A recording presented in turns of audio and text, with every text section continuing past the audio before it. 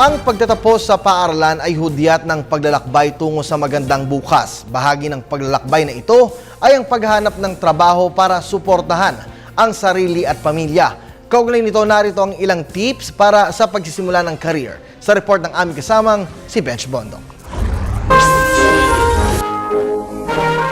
Matapos ang mahabang panahon ng pagsusunog ng kilay, heto na ang pinakahihintay na sandali ng isang mag-aaral na talaga namang punong-puno ng kulay at buhay. Graduation, seremonya ng pagtatapos sa pag-aaral at pagsisimula ng paglalakbay sa landas tungo sa tagumpay. Ayon sa Commission on Higher Education, higit 500,000 bagong graduates ang dumaragdag sa lakas paggawa ng bansa taon-taon. At sa panahon ngayon, kung gaano kahirap magtapos ng anumang kurso, tila doble ang hirap na makakuha ng magandang trabaho dahil syempre, hindi lang ikaw ang naghahangad nito. Kaya naman payo ng mga eksperto, ang paghahanap ng trabaho dapat seryosohin mo. Piliin ang profesyong akma sa kakayahan mo.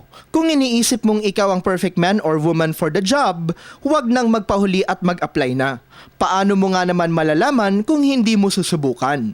Maghanda ng maayos na resume. Ito ang pinakamahalagang dokumento sa paghahanap ng trabaho. Iakma sa nais-applyan ang mga credentials mo. Kung gagawing komprehensibo at organisado ang laman nito, siguradong one step closer ka na sa dream job mo.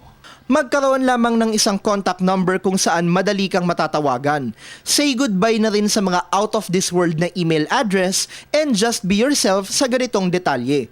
Tandaan, reflection ito ng iyong pagkatao bilang profesional kaya't dapat na ayusin ito. Practice oral and written communication skills. Isa ang komunikasyon sa mga elementong nagpapatakbo ng anumang industriya.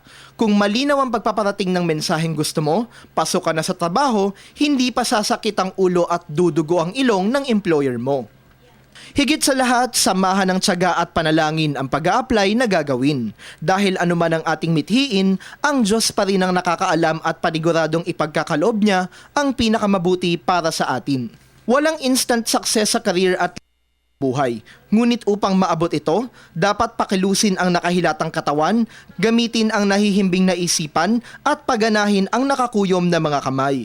Dahil sa huli, sa biyaya ng kanyang patnubay, ang ating tagumpay sa ating mga sarili rin mismo nakasalalay. Para sa Telebisyon ng Bayan, Bench Bondok.